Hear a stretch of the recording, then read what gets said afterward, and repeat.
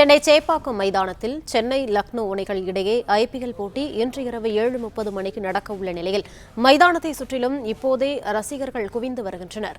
கூடுதல் விவரங்களை செய்தியாளர் மகேந்திரன் வழங்க கேட்கலாம். மகேந்திரன், வணக்கம். விவரங்களை சொல்லலாம். வணக்கம்.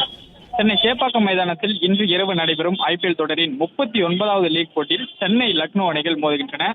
இரவு 7:30 மணிக்கு தொடங்கக்கூடிய இந்த போட்டியை காண தற்போதிலிருந்தே, அதாவது மாலை 3 மணி அளவிலிருந்தே மைதானத்தை சுற்றி ஏராளமான ரசிகர்கள் நுழைவாயில்களில் காத்திருந்தனர். 5 மணி முதல் இந்த ரசிகர்களுக்கு உள்ளே செல்ல அனுமதியானது வழங்கப்பட்டது.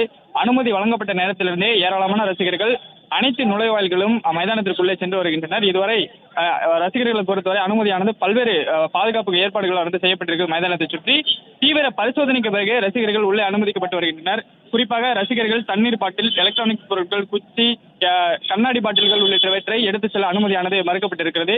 தீவிர சோதனைக்கு பிறகு ரசிகர்கள் உள்ளே அனுமதிக்கப்படுகின்றனர்.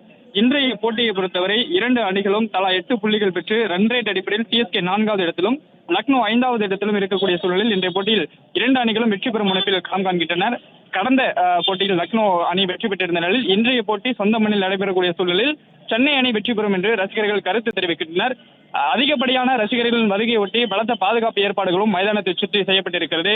குறிப்பாக மைதானத்தை சுற்றியுள்ள சாலைகள் அனைத்தும் போக்குவரத்து நெரிசல் ஏற்படுவதை தவிர்க்கும் வகையில் போக்குவரத்து மாற்றமானது செய்யப்பட்டிருக்கிறது.